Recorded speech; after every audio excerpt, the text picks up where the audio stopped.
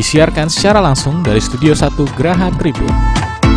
Kartini Millennial Award 2021 Series menghadirkan Elizabeth Primasari, Kacap BRI Sekayu, Nuzla Emira, Ambassador of Public Health for District 1 AMSA Indonesia 2020-2021, dengan moderator Lisma Noviani, redaktur Tribun Sumsel.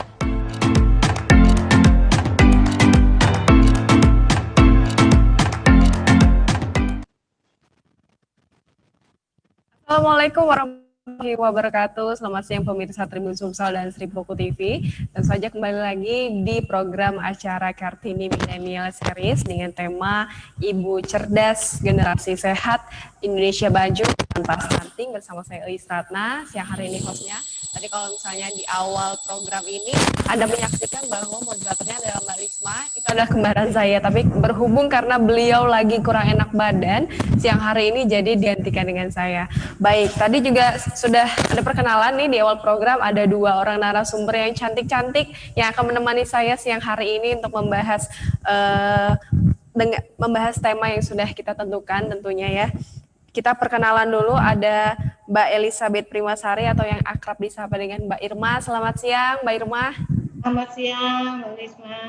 Sehat Mbak Irma? Sehat, Alhamdulillah. Terima kasih atas undangannya di forum ini. Siap, sama-sama. Nanti kita ngobrol bareng ya, ngobrol santai nih Mbak Irma. Iya. Kemudian Nuzla Emira. Selamat siang Mbak Nuzla. Halo, selamat siang. Kalau Mbak Nuzla ini panggilan akrabnya siapa nih? Nuzla, benar. Mbak Nuzla aja bisa di sini. Oke, jadi perkenalan dulu nih, Mbak Irma ini merupakan seorang kepala cabang dari Bank Rakyat Indonesia wilayah Sekayu ya. Kemudian Mbak Nuzla Emira ini merupakan seorang Ambassador of Public Health AMSA Indonesia 2020.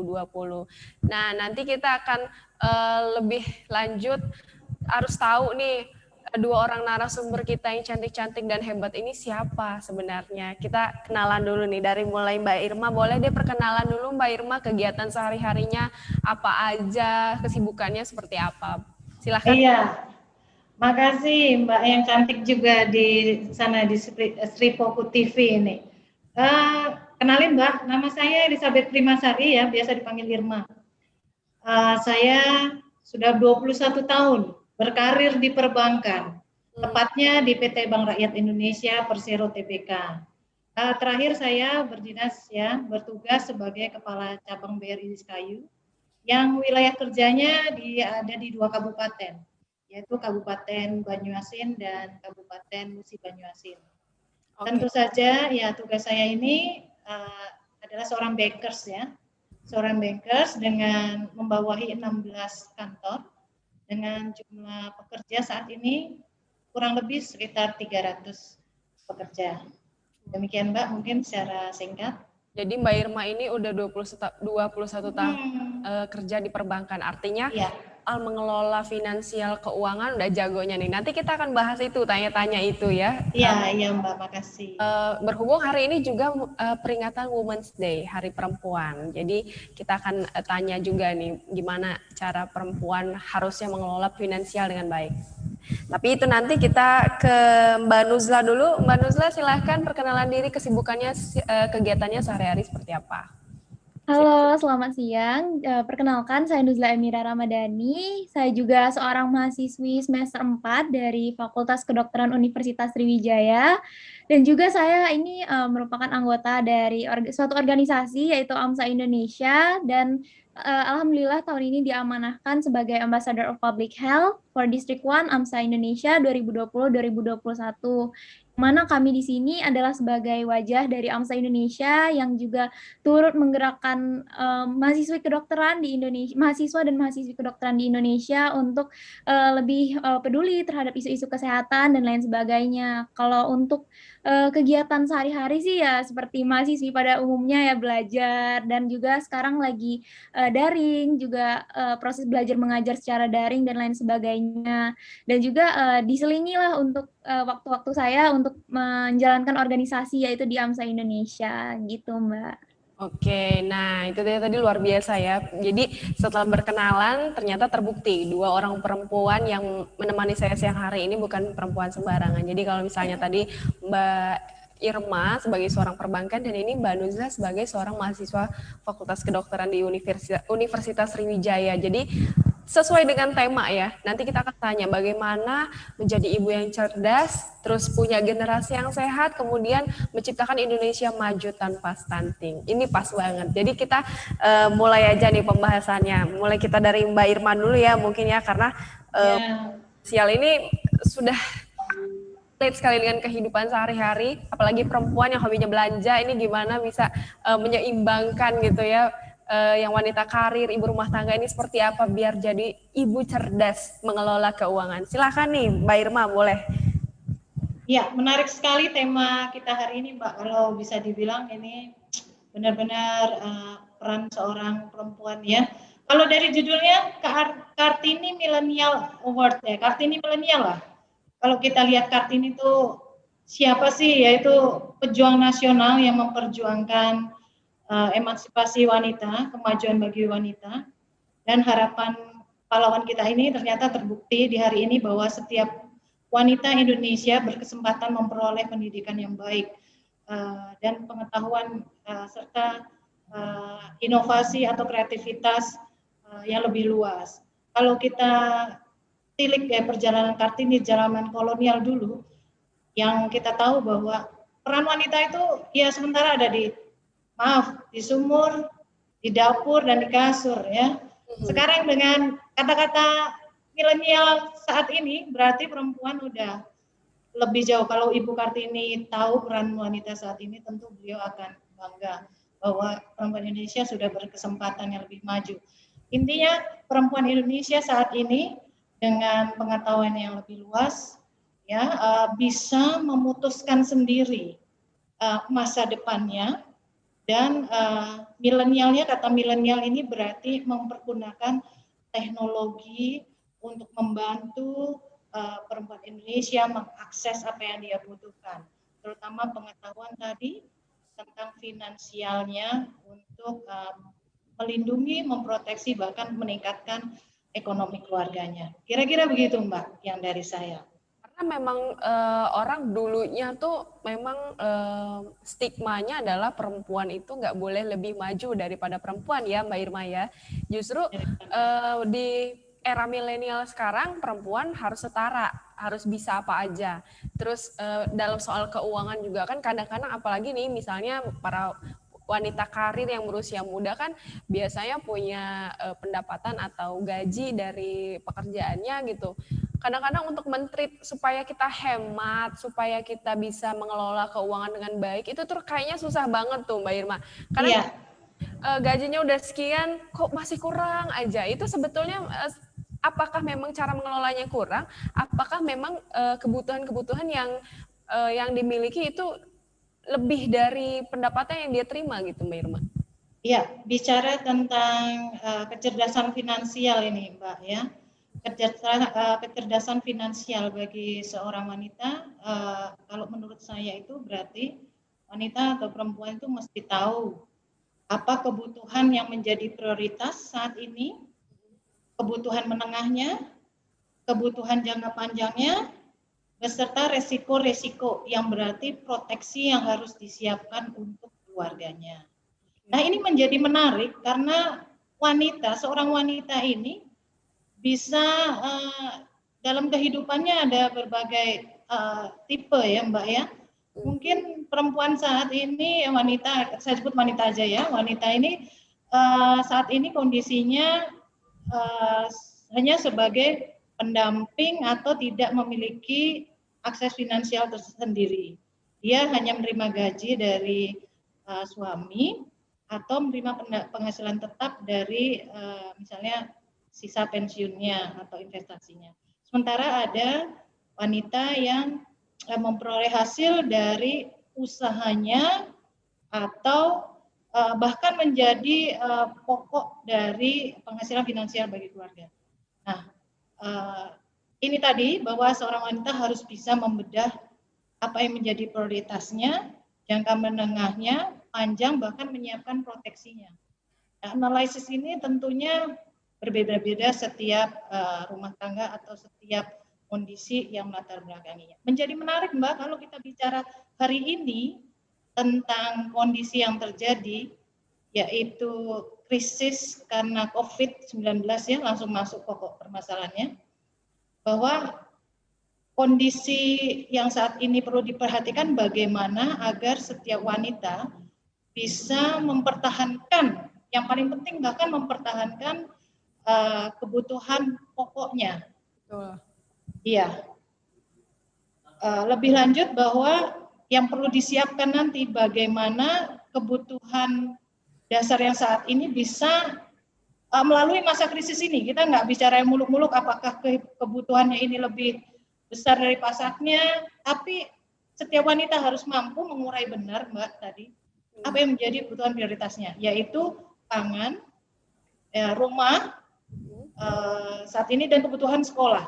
Rasanya demikian yang perubahannya ya, bukan lagi sandang, tapi saat ini makan, ya, sekolah, dan rumah, karena banyak orang yang saat ini mungkin belum bisa punya rumah sendiri, mas, kan harus mengontrak, gitu Mbak.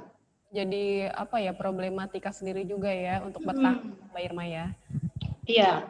Nah, untuk jangka menengah memang ini harus pandai secara finansial untuk menyisihkan sebagian dari finansialnya untuk kebutuhan-kebutuhan yang sifatnya lebih sekunder. Nah, ini kalau saya dari perbankan, mungkin nanti banyak produk-produk perbankan yang bisa menjadi pilihan alternatif. Dan lebih jauh lagi bahwa persiapan masa pensiun atau jangka panjang itu juga harus mulai dipikirkan dari sekarang. Nah, lebih lanjut dari risiko bahwa perempuan atau wanita Indonesia harus paham bahwa ada risiko-risiko di sekitarnya, seperti sakit, ya kan? Ketika risiko terhadap aset, meninggal dunia, ya, sakit tadi proteksi kesehatan harus dimiliki, proteksi terhadap asetnya dia harus melindungi dengan asuransi kerugian. Kira-kira gitu, Mbak. Jadi ini nanti lebih dalam lagi. Lebih dalam lagi. Yang penting harus bisa menganalisa kebutuhan pokok primernya terlebih dahulu, apalagi masa sekarang, masa COVID, harus terpenuhi terlebih dahulu. Oke, nah nanti kita tanya lagi ke Mbak Irma lebih dalam. Ya, oke, Pak. Setelah dulu nih, tadi kalau misalnya wanita harus cerdas mengelola finansial, keuangan, bertahan segala macam. Nah, kita juga tanya nih di sisi kesehatannya. Kalau misalnya wanita yang cerdas, jadi ibu yang cerdas, akan menjadikan generasi yang sehat nih. Untuk menciptakan generasi yang sehat, sebetulnya apa yang harus dilakukan oleh para kaum hawa nih, kaum wanita, supaya kita juga bisa tetap menjaga anak-anak supaya menjadi generasi yang sehat. Silakan Mbak Nuzlah. Oke, jadi mungkin saya membahas dari sisi kesehatan di mana memang rumpun saya dan sedang saya pelajarin juga ya Mbak ya.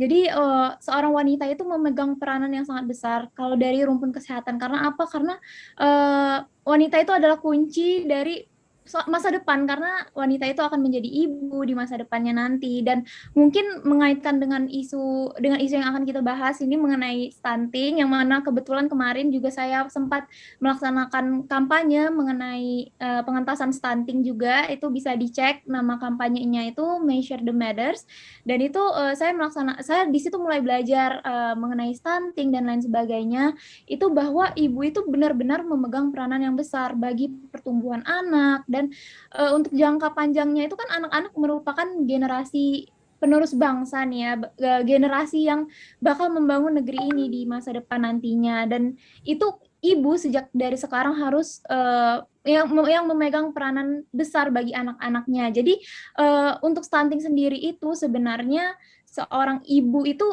stunting itu bisa disebabkan dari, jadi kita bahas konteks stuntingnya terlebih dahulu. Jadi stunting itu sendiri merupakan kondisi gagal tumbuh pada anak di mana terjadi ketidakpemenuhan gizi yang terjadi secara kronis, dan itu bisa terjadi dari sebelum anak itu ada, bahkan dari generasi kita yang wanita-wanita ini, di generasi muda ini, itu pemenuhan gizinya tidak baik. Dan nanti ketika memiliki anak, di masa depan anaknya pun tidak mendapatkan gizi yang cukup dari ibunya karena ibunya itu tidak memiliki pengetahuan mengenai hidup yang sehat dan lain sebagainya, itu nanti melahirkan generasi anak yang menderita stunting dan nantinya anak-anak ini akan tumbuhnya itu tidak optimal di usia produktifnya nanti, dan akhirnya anak-anak ini yang harusnya memegang tongkat estafet untuk membangun negeri ini malah menurun kualitas anak-anaknya, dan akhirnya negeri ini pun tidak bisa semakin maju, semakin terbangun karena generasi-generasi penerusnya pun tidak tumbuh dengan optimal. Jadi ibu itu benar-benar punya peranan. Jadi sebelum anak terbentuk itu seorang ibu harus punya pengetahuan terlebih dahulu tentang kesehatannya, tentang menjaga dirinya, dan juga untuk mencintai dirinya sendiri. Karena itu sangat penting dan akan berpengaruh nantinya ketika ia sudah menghasilkan keturunan yang mana akan menjadi penerus bangsa kita. Begitu, Mbak. Oke. Artinya apakah memang wanita-wanita muda masa kini itu memang harus penting sekali menjaga kesehatan ya? Itu bisa dilakukan dengan cara apa nih, Mbak Nuzla? Oke, jadi mungkin wanita sekarang ini harus diedukasi sejak dini bahwa untuk menjaga kesehatan, misal wanita zaman sekarang kan suka diet nih, suka melaksanakan diet, terus juga sering melihat public figure di TV dan lain sebagainya, dan pengen nih menjadi seperti dia, pengen mencontohi dia, padahal itu belum tentu baik untuk dirinya, belum tentu bisa diterapkan untuk dirinya sendiri. Padahal kita masing-masing, kita sebagai wanita ini punya keunikannya masing-masing, punya warna masing-masing kita sebagai wanita, dan tidak semua yang dilakukan oleh wanita di luar sana, yang public figure di luar sana itu bisa kita terapkan karena kita punya keunikannya masing-masing. Dan ya tadi seperti diet ya, ketika wanita itu ingin strive to be good, strive to kayak mengejar suatu standar kecantikan, dan akhirnya diet, ternyata gizinya itu tidak cukup, ternyata gizinya itu tidak terpenuhi dengan baik dan lain sebagainya, akhirnya ya tadi pemenuhan gizinya tidak cukup, dan juga wanita zaman sekarang tuh harus diedukasi sejak dini bahwa seperti tren-tren menikah muda dan lain sebagainya itu juga bisa menjadi faktor pencetus stunting. Jadi benar-benar perlu wanita zaman sekarang ini untuk mengedukasi diri dan perlu punya pengetahuan yang baik mengenai kesehatan, karena itu akan berpengaruh bagi generasi-generasi ke depannya, karena wanita itu kan sebagai pembangun masa depan juga dan melahirkan generasi-generasi muda yang nantinya akan meneruskan bangsa ini. Oke, artinya kalau ditilik lebih detail, perempuan ini nggak cuman ngomongin soal bagaimana dia cantik, bagaimana soal dia happy dengan dirinya sendiri, apa boleh makan apa aja, terus mungkin kalau diet juga harus gizinya diperhatikan seperti itu ya, Mbak Nuzla ya. Karena itu juga akan berpengaruh terhadap generasi-generasi selanjutnya. Oke, baik, kita kembali lagi ke Mbak Irma nih. Mbak Irma, mungkin ada paparan atau materi yang mau disampaikan? Iya, saya lebih ke wawasan aja ya, apalagi di zaman COVID ini. Tadi seperti yang saya sampaikan, bahwa kecerdasan mengatur finansial ini penting bagi seorang wanita, karena sebenarnya wanita itu adalah bendahara keluarga. Jadi sama inti permasalahannya harus bagaimana kebutuhan yang paling prioritas di zaman COVID ini terutama harus bisa dipertahankan ada, gitu ya. Nah, ini menjadi menarik kalau wanita itu smart dalam arti bisa memanfaatkan pengetahuan milenialnya itu untuk bisa menambah pertahanan keluarga, bahkan bisa mempertahankan, maksudnya bahkan bisa menambah income keluarga mungkin ya dengan kemilenialan dia gitu. Nah ini banyak saya temui juga cara-cara bertahan dan berinovasi dari wanita-wanita yang cerdas itu menggunakan media-media sosial sebagai sarana untuk mendapatkan tambahan finansial, ya, agar kebutuhannya tadi seperti pemeliharaan gizi anak, sekolah itu bisa terpenuhi. Contohnya bagaimana dia memasarkan produk-produk yang tadinya menjadi hobinya yang sangat sederhana, mungkin menjual kue atau kerajinan atau bercocok tanam, ada yang dari kebunnya, mereka pasarkan secara online melalui media-media sederhana seperti WhatsApp, Facebook, bahkan TikTok gitu ya. dan mereka memanfaatkan sarana teknologi perbankan untuk bisa mendelivery income ya.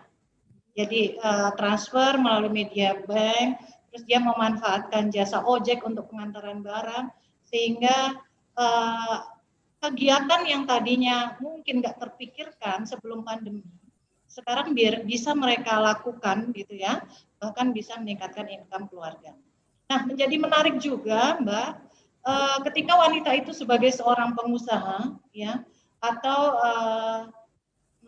ya istilahnya menjadi penopang kehidupan keluarga, ketika masa pandemi ini kewajiban terhadap perbankannya itu menjadi semakin berkurang ya. Maksudnya zaman krisis ini dia harus membayar pinjaman sementara income berkurang. Nah, dia harus mengelola asetnya dengan lebih cerdas lagi. Ya, beberapa case di tempat kami bahwa seorang wanita itu sampai bisa menganalisis mana aset-aset yang tidak produktif dan itu disarankan untuk saat ini dijual untuk bisa mempertahankan kehidupannya masa kini dan memenuhi kewajiban perbankannya agar istilahnya kepercayaan perbankan terhadap yang bersangkutan ini tidak luntur. Nah, teman-teman wanita yang mempunyai permasalahan yang sama sebagai wanita pengusaha, mungkin punya kewajiban terhadap perbankan, ketika mengalami kondisi sulit, itu perlu terbuka terhadap banknya, agar banknya bisa memberikan jalan keluar atau solusi yang tepat bagi perkembangan usahanya. Jangan sampai kepercayaan yang diberikan perbankan ini tidak berhasil dipenuhkan hanya karena masalah komunikasi. Semuanya bisa diatasi antara perbankan dan nasabahnya sepanjang kita saling terbuka terhadap kondisi permasalahan yang sedang dihadapi. Mungkin itu Mbak saran dari saya. Selama masa pandemi ini bisa kita katakan adalah masa yang cukup krisis ya untuk cukup berat untuk wanita-wanita pengusaha. Ya, seperti itu. Nah, tadi juga Mbak Irma cerita ada banyak case. Kira-kira sebetulnya dari kalau kita melihat presentasinya ada berapa persen sih Mbak Irma yang datang untuk meminta saran bagaimana cara mengelola dan bertahan di masa krisis ini gitu untuk mengelola finansial keluarga? Ya, pengalaman saya bahkan hampir 80% dari nasabah saya yang banyak itu semuanya berkomunikasi tentang bagaimana mereka mendapat solusi tentang istilahnya tentang keuangan usahanya yang bersangkutan, terutama adalah debitur yang mempunyai kewajiban segera, entah itu pembayaran bunga atau pokok jatuh tempo, mereka datang untuk berkonsultasi. Nah, kami sebagai pihak bank tentunya pertama-tama merasakan empati yang sama bahwa krisis ini bukan masalah individu. Krisis ini adalah krisis yang melanda semua orang, terutama UKM. Mengapa? Karena krisis yang datang ini adalah yang langsung berkenaan dengan kesehatan manusia. Jadi masalahnya adalah terbatasnya ruang gerak.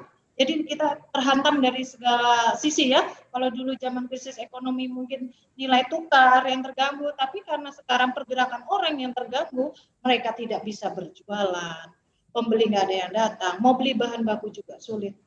Ini banyak sekali Mbak. Dan bank dengan membuka kesempatan seluas-luasnya untuk membicarakan hal tersebut ya. Jadi kalau dalam bahasa perbankan kita memberi kesempatan mereka untuk melakukan restrukturisasi atau penyihatan kredit. Begitu Mbak. Oke. Nah, Mbak Irma, kalau tadi kan mungkin banyak wanita yang memiliki usaha lah seperti mereka bisa diartikan sebagai seorang pengusaha walaupun usaha yang kecil. Nah, secara umum kalau untuk wanita yang tidak bekerja, yang hanya menerima gaji dari suami, itu kalau secara umum nih Mbak Irma sebagai seorang perbankan, bagaimana sih cara mereka seharusnya bisa bertahan di masa krisis seperti ini? Karena mereka hanya mendapat uang itu dari gaji suami gitu. Iya, makasih Mbak. Kalau secara umum sebetulnya ya, itu dari best practice yang saya dapatkan, sekitar 70% itu dihabiskan untuk kebutuhan saat ini. dan 30%-nya bisa dialokasikan ke kebutuhan menengah dan jangka panjang. Ya, kebutuhan menengah itu bisa dipilih untuk simpanan-simpanan yang yang menengah itu bisa dipilih tabungan-tabungan untuk jangka menengah. Kalau di Bank BRI itu Mbak ada namanya tabungan Britama Rencana atau Junio untuk anak sekolah. Jadi itu untuk kebutuhan yang diproyeksikan akan muncul sampai dengan 3 tahun yang akan datang. Lebih dari 3 tahun itu 5 tahun ke depan mungkin perlu investasi yang lebih jangka panjang yang banyak macamnya bisa dipilih oleh wanita Indonesia dalam bentuk aset ataupun yang lebih panjang lagi itu adalah tabungan pensiun. Jadi ibu rumah tangga juga bisa rencanakan pensiunnya dari sekarang menyisihkan minimal 100.000 ditabung untuk diinvestasikan ke dalam tabungan pensiun. Kalau di BRI namanya Refine. Ya, nanti diinvestasikan oleh dana pensiun BRI, dana pensiun keuangan BRI diputar dalam pilihan investasi yang bisa dipilih oleh nasabah. Oke, jadi ada banyak pilihan ya, pilihan ya. Perbankan untuk para perempuan, para wanita yang memang sedang berusaha keras untuk mempertahankan keadaan finansialnya, gitu ya Mbak? Iya. Tapi saya menambahkan Mbak, jangan lupa bahwa sekarang kebutuhan akan proteksi ini saat ini juga sebetulnya sudah masuk ke dalam kategori primer. Jangan lupa menyisihkan sedikit uang ya untuk membayar yang pasti proteksi tabungan kesehatan. Sekarang pemerintah kan ada BPJS Mbak ya. Ya BPJS yang iurannya mulai dari, mohon maaf kalau nggak salah itu sekitar 60 ya. Kemudian sebetulnya ada lagi tambahan yang bisa diikuti oleh wanita Indonesia yang cukup murah, namanya asuransi mikro AMKKM. Kalau produk BRI namanya AMKKM. Bisa diperoleh dengan premi yang sangat murah, hanya 50.000 setahun. Kalau berpasangan 90.000, pasangan setahun cukup bayar 1 kali, akan mendapat proteksi terhadap jiwa sebesar 2.500.000 dan penggantian biaya rawat inap 100.000 sehari selama 90 hari. Nah, kebutuhan akan proteksi ini perlu rasanya di zaman COVID ini ya benar-benar difikirkan oleh wanita Indonesia untuk anggota keluarganya. Oke, nah itu tuh tadi ya beberapa pilihan tadi, nanti langsung nih mungkin setelah ini netizen yang mau tanya-tanya langsung dengan Mbak Irma kan. Oke, kita beralih lagi nih Mbak Irma, terima kasih penjelasannya. Kita Mbak Nuzla, tadi kalau kita udah ngomongin soal bagaimana bertahan dengan keadaan finansial di masa yang cukup krisis seperti ini kan, kalau kita berbicara soal wanita sehat tadi udah diulas ya bagaimana cara wanita ini harus sehat untuk melahirkan generasi-generasi yang sehat. Oke, sebelum ini Mbak Nuzla, tapi ini kayaknya ada iklan nih. Nanti kita balik ke Mbak Nuzla ya, silahkan. Oke, nggak apa-apa.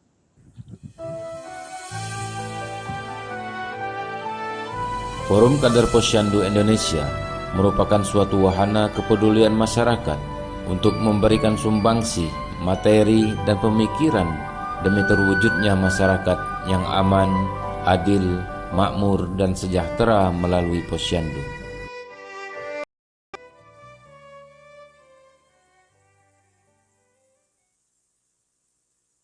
Baik, terima kasih pemirsa Tribun Sumsel dan Tribuku TV masih menyaksikan Kartini Millennial The Series. Jadi tadi ada iklan sedikit. Nah, kita kembali lagi nih ke Mbak Nuzla. Mbak Nuzla, gimana nih? Mungkin ada materi yang mau dipaparkan atau kita masih sesi tanya jawab seperti apa? Mungkin balik lagi ke sesi tanya jawab aja ya Mbak. Mungkin bisa kita ulas dari pertanyaan-pertanyaan yang ditanyakan. Oke, Mbak Nuzla, jadi mungkin kan tadi ada cara bertahan, solusi dari Mbak Irma dari pihak perbankan bagaimana mempertahankan kondisi finansial di masa krisis pandemi seperti ini. Nah, kalau di sisi kesehatan mungkin kan sudah banyak sekali ya bagaimana solusi-solusi para nggak cuma wanita, semua kita yang sedang di dalam masa krisis ini untuk bertahan biar sehat, biar tetap aman. tidak terpapar virus COVID. Tapi karena ini mungkin temanya mengenai generasi yang sehat. Nah, ini kan pemenuhan gizi segala macam itu harus detail. Kadang-kadang kan kita juga nggak setiap hari, setiap saat menjadi seorang yang detail gitu ya soal kesehatan nih Mbak Nuzla. Boleh deh dikasih saran-saran seperti apa sih? Sepertinya memang supaya nanti kita ketika tumbuh dewasa, menikah, punya anak juga sehat. Gimana tuh? Oke, mungkin saya akan menjawab berdasarkan apa yang saya baca, karena juga saya masih belajar ya Mbak ya. Jadi untuk pemenuhan gizi selama pandemi ini kan mungkin ada beberapa perubahan lah ya, karena kita di rumah saja, aktivitas fisik juga berkurang, terus juga mungkin makanan kan, jadi kita jarang untuk keluar, dan akhirnya kita masak dan makanan itu menjadi tidak beragam. Padahal sebenarnya keragaman makanan itu baik untuk dikonsumsi. Misalkan sekarang ini kan ada yang namanya itu untuk pedoman gizi seimbang, bukan dikenal lagi 4 sehat 5 sempurna, dan salah satunya itu kita itu harus memakan makanan yang beraneka ragam, terus juga melakukan aktivitas fisik. Namun karena pandemi ini itu terjadi beberapa perubahan dari hal tersebut. Jadi tipsnya selama pandemi ini ya diusahakan apabila ada waktu luang kita melakukan aktivitas fisik, karena mungkin Mbak di sini juga merasakan ya, karena bekerja seharian, misalkan work from home juga kita di depan layar laptop terus menerus, dan aktivitas fisik menjadi kurang. Padahal sebenarnya aktivitas fisik itu kan ada dua ya kategorinya, aktivitas yang kita laksanakan sehari-hari seperti berjalan, yang mana kita bisa lakukan ketika sebelum adanya pandemi. Kan kita misalkan beraktivitas di luar itu kan bisa berjalan dan juga mengerjakan sesuatu lah. Sedangkan setelah pandemi ini kita hanya berdiam di rumah saja, aktivitas fisik terbatas dan lain sebagainya. Jadi usahakan bahwa kita tuh meluangkan waktu untuk melaksanakan aktivitas fisik di masa pandemi ini untuk menjaga diri kita tetap fit. Terus juga usahakan untuk masak makanan sendiri, jangan melulu kita menggunakan aplikasi untuk membeli makanan dari luar, tapi juga usahakan untuk memasak makanan sendiri dengan beraneka ragam. Beraneka ragam ini maksudnya apa?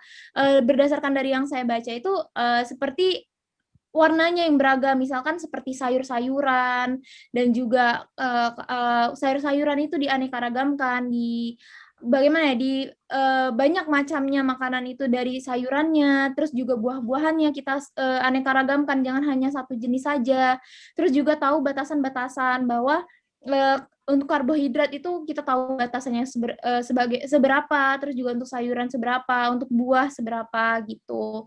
Terus mungkin selama pandemi ini kita juga untuk makan buah-buahan itu kita juga harus makan buah-buahan. Kayak sekarang kan mungkin selama pandemi udah kurang aktivitas fisik, makanan itu makan sering cemil-cemilan yang manis-manis. Nah itu kebiasaan itu harus diubah. Jadi misalnya kan cewek-cewek di sini pasti seneng kan kayak boba, terus juga makanan yang manis-manis, itu harus diubah kebiasaannya. Misalkan kayak yang manis-manis itu diubah jadi buah-buahan, dibiasakan, digantilah pola hidupnya.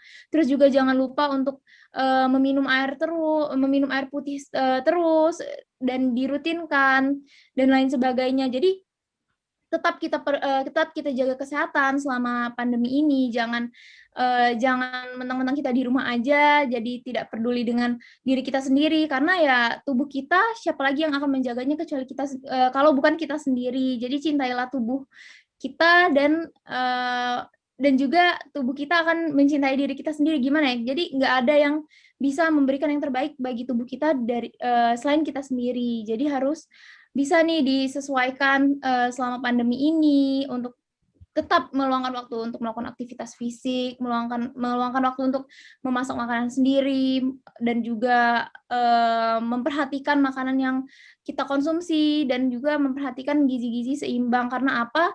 Karena untuk para wanita, apalagi yang sekarang remaja, yang sedang dalam masa pertumbuhan, itu tuh sangat berpengaruh pada reproduksi juga, ada pengaruhnya untuk reproduksi, dan nanti juga mungkin kenapa wanita zaman sekarang itu kayak, apalagi wanita-wanita muda yang seumuran saya atau yang remaja-remaja sekarang itu kan merasa nih kayak, saya perasaan makan makanan yang manis terus, saya makan apa aja kayak nggak ada perubahan, saya tetap sehat-sehat aja nih, nggak ada nggak ada apa ya, nggak sakit apa-apa gitu. Nah itu kenapa? Karena ya berbeda metabolisme tubuh kita pada saat muda dan pada saat nantinya itu akan berbeda. Jadi metabolisme tubuh pada saat seumuran saya yang masih muda-muda, remaja-remaja itu memang masih bagus, masih lebih baik. Tapi ketika bertambahnya usia, metabolisme tubuh itu akan berubah, akan seiring waktu tidak sebaik pada saat remaja lagi. Jadi apabila gaya hidup yang buruk dan apalagi selama pandemi ini jadi terbiasa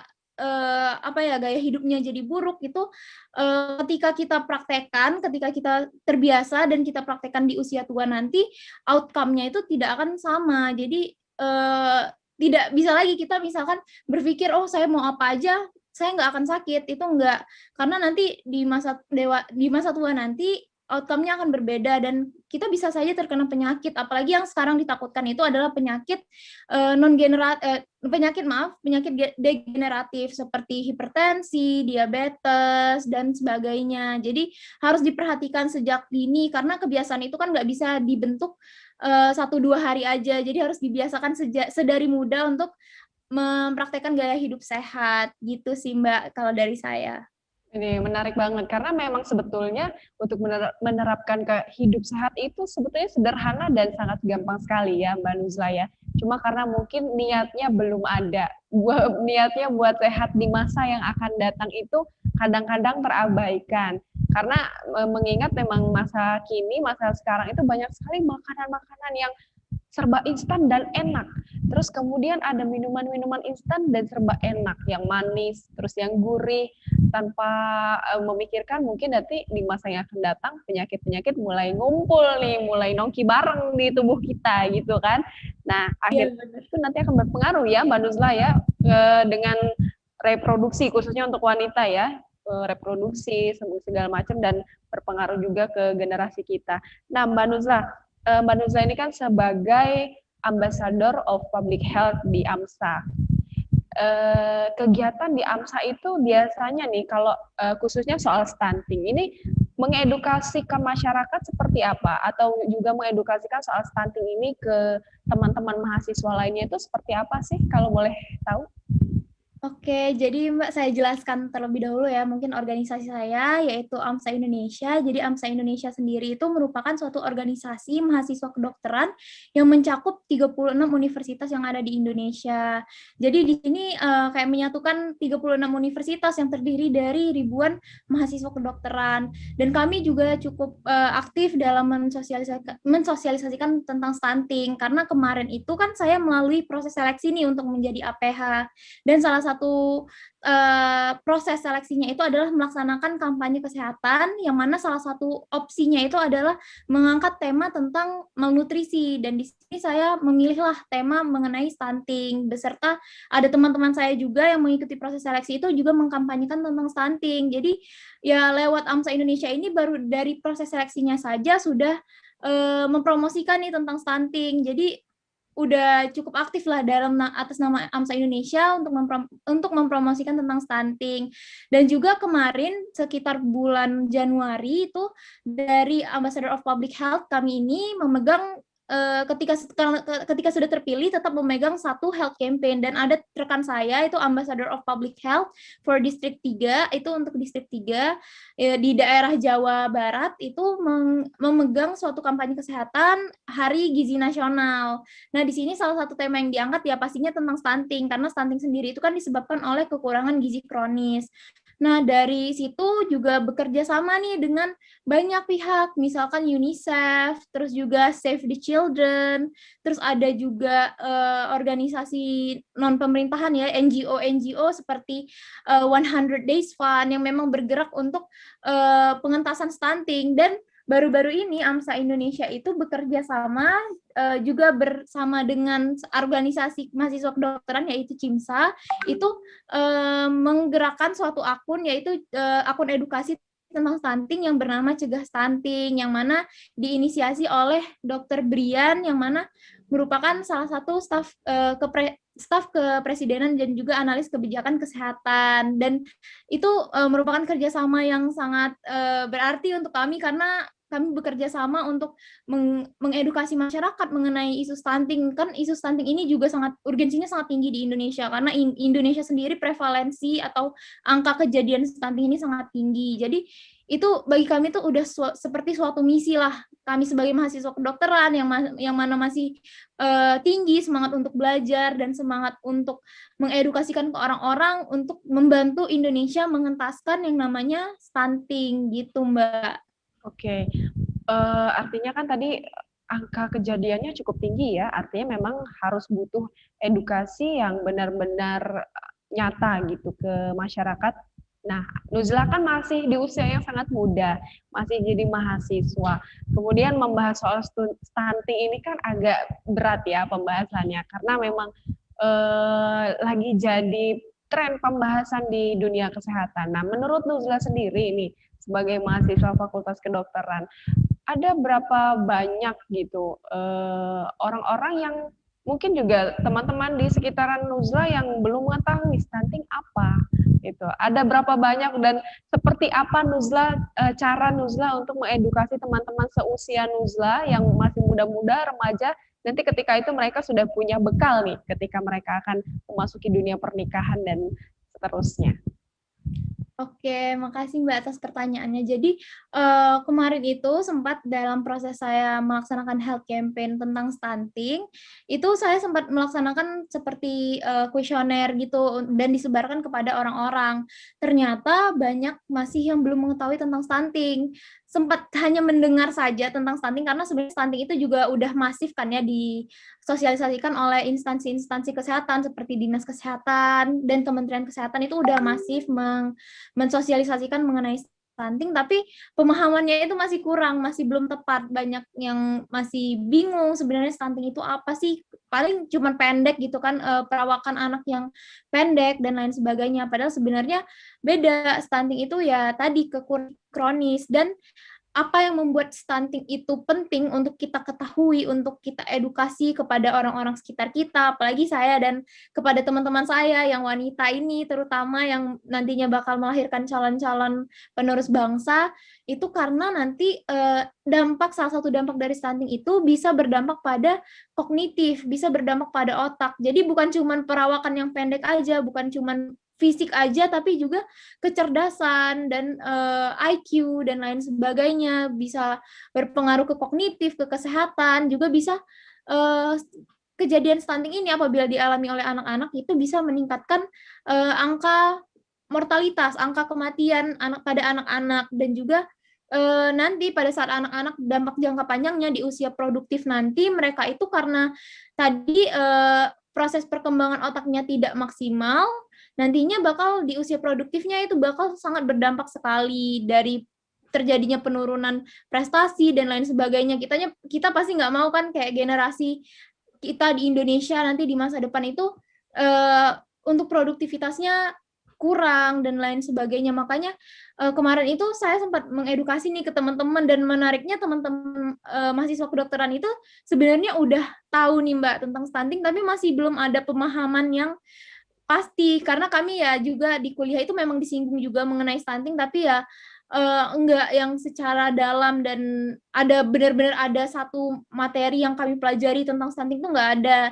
Jadi saya juga menariknya, saya juga sambil belajar dalam melaksanakan health campaign tersebut dan juga ikut mengedukasi teman-teman. Jadi teman-teman itu juga, walau saya yang melaksanakan, teman-teman itu ikut terkena kayak mendapat pengetahuannya juga karena ikut mensupport saya, dan ketika mensupport saya itu juga ikut mencari tahu, oh ternyata ini stunting. Saya juga karena orang tua dan keluarga saya itu mensupport juga, jadi kerabat-kerabat dekat saya juga kayak mulai terbuka nih tentang stunting. Oh ternyata ini ya stunting dan lain sebagainya. Jadi ya bukan hanya berdampak kepada saya, tapi juga di lingkungan terdekat saya juga mendapatkan edukasi tentang stunting itu sendiri melalui health campaign yang saya laksanakan, dan harapannya juga melalui AMSA Indonesia yang juga turut menggerakkan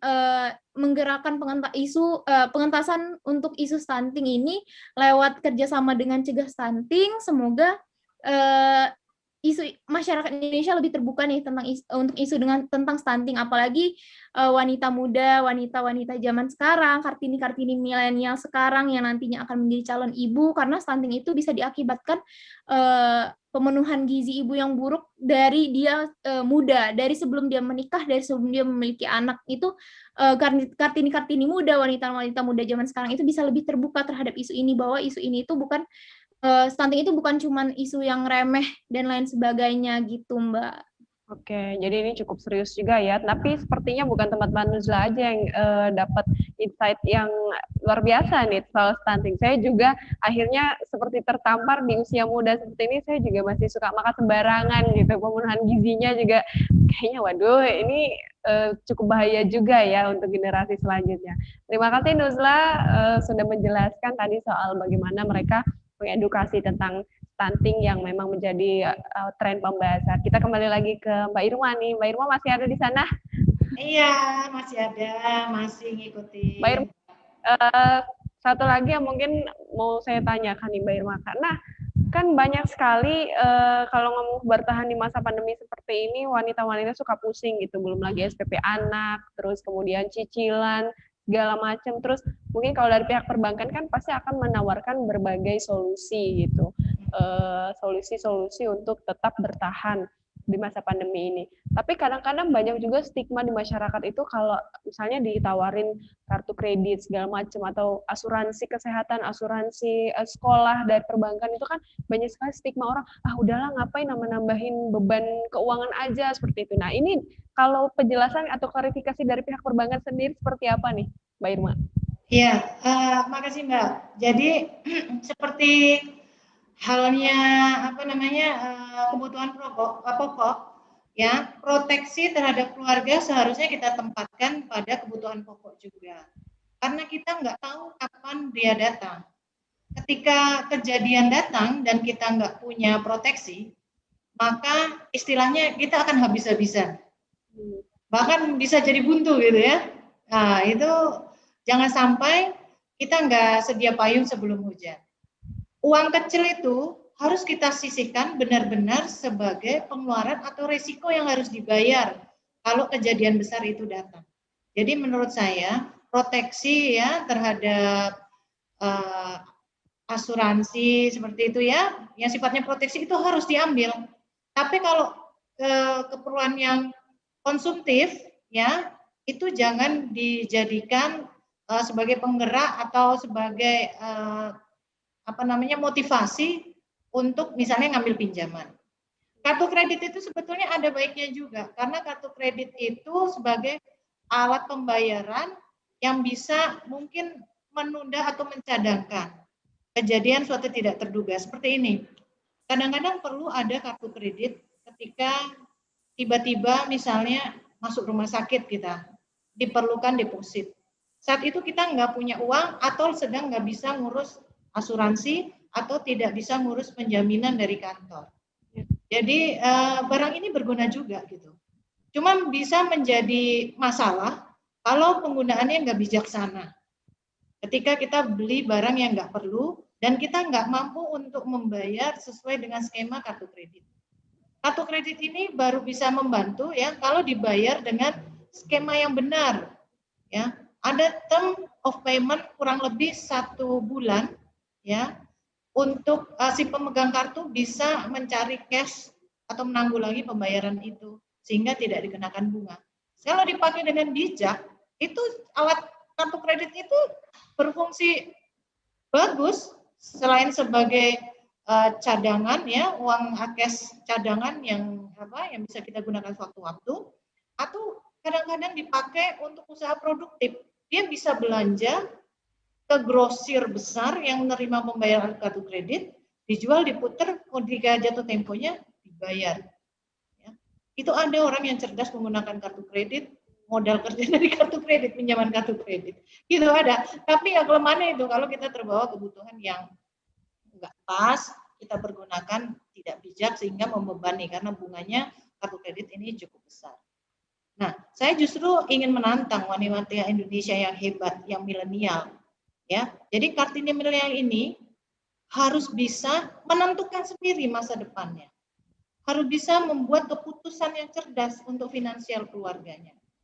Ya, saya menantang bagi mereka-mereka yang memang memiliki tadi ya jiwa yang inovasi, ya Kartini Indonesia yang punya jiwa inovasi, ya tinggal pendampingan aja, ya Bank BRI siap menjadi pendamping mereka. Gimana caranya? Asal mereka kreatif, inovatif, ya inovatif, ada pasarnya, katakanlah tadi bisa mengelola hobi menjadi pendapatan. Dari hobi yang sederhana, bikin kue, punya pasar, hanya nggak punya modal, kita ada yang namanya KUR Super Mikro. Ya, itu nggak pakai agunan, Mbak. Prosesnya cepat, sampai dengan 10 juta. Bunganya bunga 6%, bunga yang mengandung subsidi dari pemerintah. Itu KUR Super Mikro. Kita juga ada sarana-sarana penjualan online bagi mereka yang memang sudah punya usaha, ingin memperluas pasar. Kita punya pasar digital, namanya Pasar ID. Bisa berjualan barang-barang kita yang sangat sederhana. Bahkan jualan di pasar itu kita masukin ke dalam komunitas Pasar ID. Memang itu tujuannya adalah menghimpun para pedagang pasar tradisional yang bisa menjual barang supaya bisa berjualan secara online. Ada lagi pasar digital UMKM yang dibangun oleh Kementerian UKM.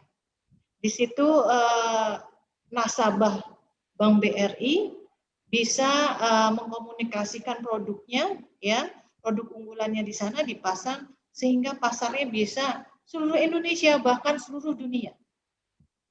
Bank BRI punya sarana lagi untuk bisnis matching, mempertemukan dengan importir, namanya Expreneur BRI, itu Brilliant Planner BRI, maaf saya koreksi. Jadi sarana expo yang menghimpun produk-produk unggulan yang diusahakan oleh UMKM, dipasarkan secara online, bahkan ada juga pameran offline-nya, dan BRI yang nanti nyarikan buyer dari dunia seluruh dunia. Jadi sangat bangga bahwa menjadi nasabah BRI kita pikirkan dari pembinaannya, pendampingan modal kerja sampai memperluas pasar. Kira-kira begitu. Nah, itu tadi sebetulnya sudah sangat mudah ya, Mbak Irma ya. Sangat mudah. Iya, jadi untuk sebagai jalan juga sebagai wanita Indonesia yang memang bingung nih untuk mempertahankan keadaan finansial di masa pandemi. Jadi sebetulnya sudah ada semuanya nih jalannya, yang seperti yang dijelaskan sama Mbak Irma tadi. Iya. Terakhir tuh Mbak, saya mau kasih tahu lagi bahwa mereka bisa wanita Indonesia ini bisa menggunakan handphonenya, bisa menggunakan handphonenya menjadi menghasilkan pendapatan menjadi agen BRI mobile, sehingga bisa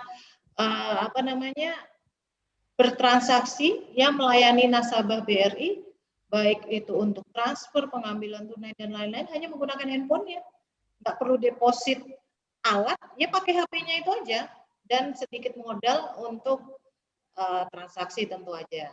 Itu Mbak, kekurangan modal ada yang namanya KUR Super Mikro sampai dengan 10 juta itu nggak perlu pakai agunan dengan bunga murah 6% bunga subsidi dari pemerintah.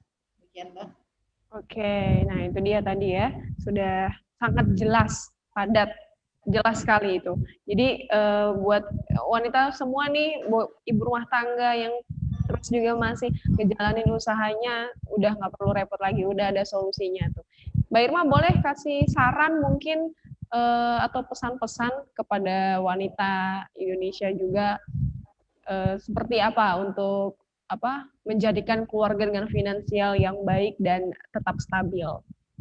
Iya, wanita Indonesia harus tetap percaya diri, harus punya keyakinan bahwa masa depan itu adalah kita sendiri yang merangkainya, dan kita ubah kesulitan saat ini menjadi ketangguhan, ya, sehingga apa yang kita kerjakan ini atau kita menghadapi kondisi ini dengan penuh keikhlasan, ya, sehingga daya juang yang berasal dari hati kita yang berasal dari pemikiran kita bisa kita explore, bisa kita wujudkan dengan baik sehingga tercapai itu apa cita-cita Ibu Kartini, perempuan Indonesia yang maju dan berwawasan sehingga bisa melindungi keluarganya.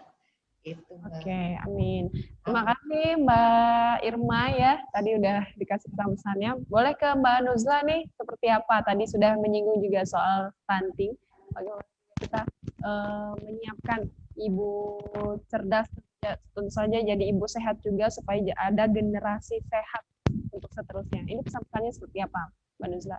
Silahkan. Oke, makasih Mbak. Jadi pertama pesan saya sih saya tujukan nih untuk wanita-wanita di Indonesia. Jadi pertama untuk wanita-wanita muda, untuk mencintai tubuh kalian sejak dini, untuk mencintai diri kalian sejak dini. Dari sekarang lah saatnya kalian mulai untuk mencintai diri kalian sendiri, karena nggak ada yang bisa mencintai diri kalian sendiri lebih dari diri kalian sendiri. Dan juga pikirkanlah bahwa kalian nanti ke depannya akan membawa penerus-penerus nih yang akan meneruskan masa depan kita semua. Jadi ingat terus bahwa tubuh kalian itu berharga, tubuh kalian itu untuk dijaga. Jadi jangan sampai perilaku yang kalian buat sekarang, kebiasaan buruk yang kalian lakukan sekarang yang berimbas pada kesehatan tubuh kalian itu nanti bisa jadi merugikan generasi-generasi di masa depan, salah satunya stunting. Dan juga ya tadi untuk selalu mencintai diri kalian sendiri gitu Mbak, dan untuk mencintai tubuh kalian sendiri gitu. Dan percayalah bahwa kita semua ada warna masing-masing dan ya kita punya keunikan masing-masing, tubuh kita punya keunikan masing-masing gitu Mbak. Terima kasih Mbak Nuzla. Intinya mungkin kita semua juga harus tetap menjaga kesehatan. Lebih lagi ini soal stunting juga kayaknya jadi satu momok yang cukup mengerikan juga ya. Kalau kita nggak peduli sama diri kita sendiri, siapa lagi yang mau peduli? Siapa lagi yang mau peduli dengan generasi kita yang akan kita lahirkan di masa yang akan datang? Terima kasih Mbak Nuzla, terima kasih Mbak Irma sudah menyediakan waktunya untuk live talk di Kartini Milenial di series kali ini. Mungkin nanti kita akan ketemu lagi dengan membahas hal-hal yang lebih menarik lainnya. Tadi soal keuangan, kondisi finansial yang stabil seperti apa, tadi sudah lengkap sekali Mbak Irma menjelaskan ya, terus solusi-solusi dari pihak perbankan juga seperti apa. Dan tadi juga sudah disampaikan bagaimana Mbak Nuzla sebagai Ambassador of Public Health di AMSA juga mengedukasi teman-teman milenial, teman-teman yang masih muda untuk tetap menjaga pola makannya, pola hidupnya supaya sehat, supaya melahirkan generasi-generasi tanpa stunting. Nah, pemirsa Tribun Sumsel dan Tribuku TV, sebelum saya menutup program acara ini, saya mau mengingatkan kepada kalian semua untuk bisa mengikuti Kartini Millennial Award 2021 yang akan segera ditutup pada tanggal 15 Maret ini. Jadi di Kartini Millennial 2021 ini ada 4 kategori, yaitu ada ekonomi, kesehatan, kemudian pendidikan, dan pemberdayaan UKM. Oke, itu tadi ya, saya ulangi, jadi ada ekonomi, kesehatan, pendidikan, dan pemberdayaan UMKM. Jadi buat kalian yang merasa memiliki segudang aktivitas di bidangnya masing-masing untuk memberikan influence positif kepada wanita-wanita Indonesia di luar sana, boleh mengikuti ajang Kartini Millennial Award 2021 yang diselenggarakan oleh Tribun Sumsel dan Tribuku TV. Baik, kita sudah ada di penghujung acara di sore hari ini, tepat pukul 03:04. Saya Ais Ratna dan kerabat kerja yang bertugas pada hari ini akhirnya harus pamit undur diri dari hadapan Anda. Terima kasih sudah menyaksikan Kartini Millennial Award 2021. Sampai jumpa. R.A. Kartini adalah sosok perempuan yang menjadi pelopor emansipasi wanita di Indonesia. Melalui pendidikan, beliau berjasa mengangkat derajat wanita. Di zaman sekarang telah banyak muncul Kartini-Kartini baru yang berjasa dan mengabdi untuk negeri. Para Kartini kami sebut Kartini milenial yang berperan dalam segala bidang dan bermanfaat untuk masyarakat. Oleh karena itu,